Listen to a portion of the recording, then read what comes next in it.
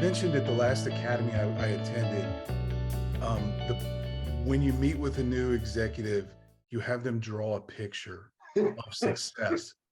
That really caught me. And can you explain just a little bit about what you were trying to accomplish with that?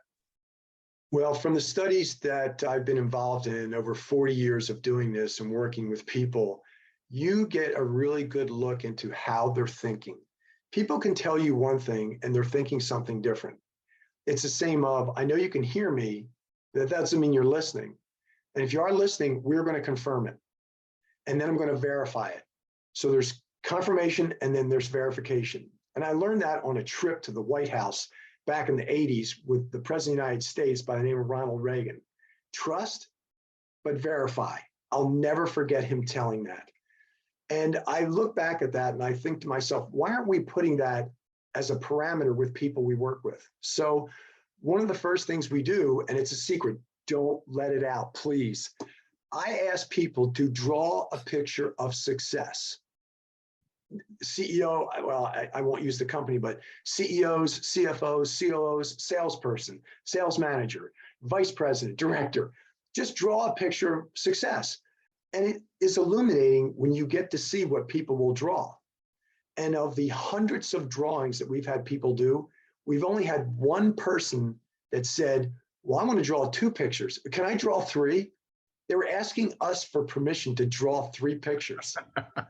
And that comes from school where you're always told what to do as opposed to being creative. And this was a very educated person, MBA, very, very bright, did very well in school, asked us for permission. Could I draw 3? Is that okay? One person. And we're talking hundreds of people that we've done this with. And I've done it. I do it with basketball players. I do it with people just to see what are they thinking and what category did they draw? Did they do something personal? Did they do something professional? Did they do something for their community? Did they do something for their church? What did they draw? And then we work off of that to start with. We first met at the Jim Brogan Academy when I brought my son to you. I was immediately struck, Jim, that basketball is the vehicle, it's the teaching tool, but it's not the real reason. And these kids are being taught life skills, they're being taught grit, how to recover from failure, how to perform during stress. And I'm bringing him there to expose him to somebody who demands the very best out of him, but at the same time cares and loves him and lets him know that. Give us just a little bit on your philosophy in teaching young men and women. I was so fortunate, and this goes all the way back to college when I was shy, introvert, not being able to get up and speak in front of people. And one of the professors there kind of put his arm around me and said, I can help you. Outside of class, I can help you. And my college basketball coach was great at this also. He was fantastic. You know, teaching you to have a presence, teaching you to lead. I ended up being the captain of the basketball team, how to do it. When I started my basketball academy 40 years ago, I looked at it as, okay, how many of these young people I'm about to work with, what are they attempting to accomplish? They want to get better in basketball. They want to be able to, switch the ball. They want to be able to dribble. Okay, that's the simple part. So for what we do in the academy, for 90 minutes, it's basketball, it's challenging. We put you into the struggle because the success is in the struggle. Anyone that's accomplished anything has been through a struggle and they found solutions to get through the struggle. And you have to keep looking for the struggle to become that better version of yourself. People look to get away from the struggle. Well, young people are definitely in the struggle, trying to maneuver through all the things that are out there, from their social media, from trying to be on the basketball team or the lacrosse team or the tennis team, trying to compete in the classroom. So I always looked at it, let's take the 90 minutes, we'll do the basketball. Then let's take 20, 30 minutes, let's teach leadership skills. Let's teach how to have a presence. Let's teach how to use the tone in your voice to make a difference. So at the end, every student athlete participates where they stand in front of all the parents that are there.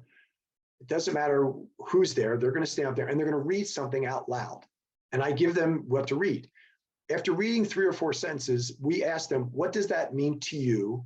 And what would you, give me 2 ways you'd utilize that in your classroom or in your basketball team with your friends. So we always ask a question that's open-ended, and they need to provide 2 solutions.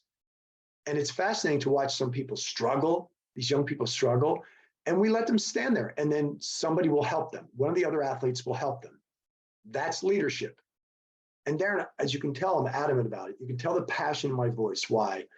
This is a way to leave a legacy, to really boast about your son. Your son came in and wasn't sure what's going on. He was, I think, 10 when he came in. He's 12 now. And he's standing up there with 14, 15, 16, 17-year-olds, wasn't sure what to do.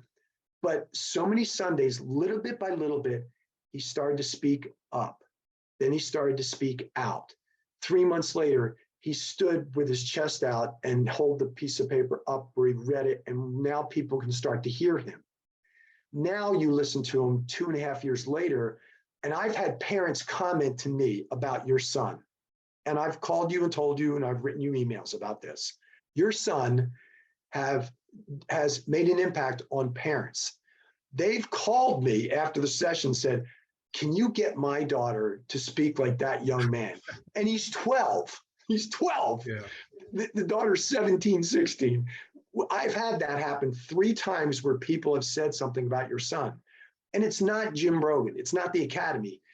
And now he's become some of these older people that have been with me. They're 16, 17. They know how to stand up there. They don't go, you know, like, see, like, you know, look.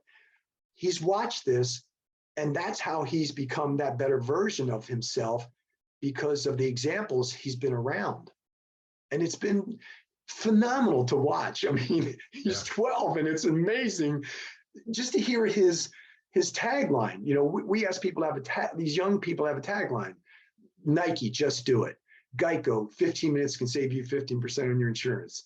Apple, think different. How come a young person doesn't have a tagline?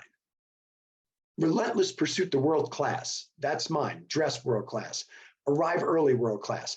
Have a success journal world class. Send handwritten thank you cards world class. And these young people pick up on that when I say it week to week. Right. His tagline is fantastic. And he wows people with his tagline.